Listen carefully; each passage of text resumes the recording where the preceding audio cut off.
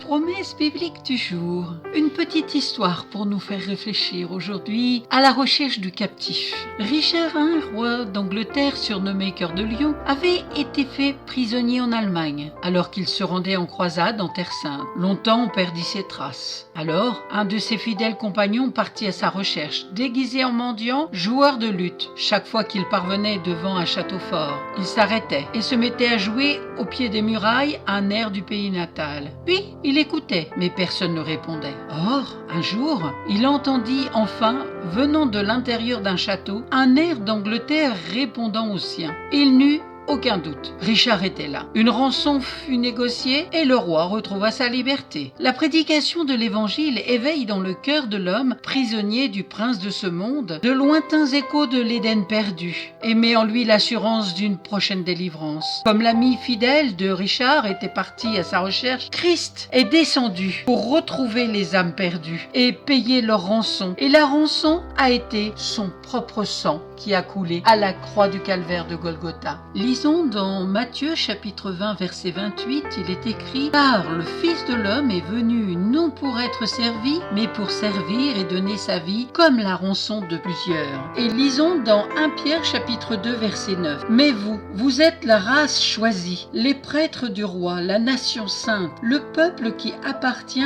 à Dieu. Il vous a appelés à passer de l'obscurité à sa merveilleuse lumière, afin que vous proclamiez ses œuvres magnifiques. » Et pour terminer, dans Ésaïe chapitre 55 verset 6, il est écrit « Cherchez l'Éternel pendant qu'il se trouve, invoquez-le tandis qu'il est prêt, car il n'est jamais vain de chercher Dieu. Sa parole nous appelle et son esprit est à nos côtés. » Amen. Si vous ne possédez pas de Bible, n'hésitez pas à me contacter, je vous en offrirai une. Je vous souhaite bon courage et à très bientôt. Soyez abondamment bénis, car c'est la bénédiction de l'Éternel qui enrichit. Amen.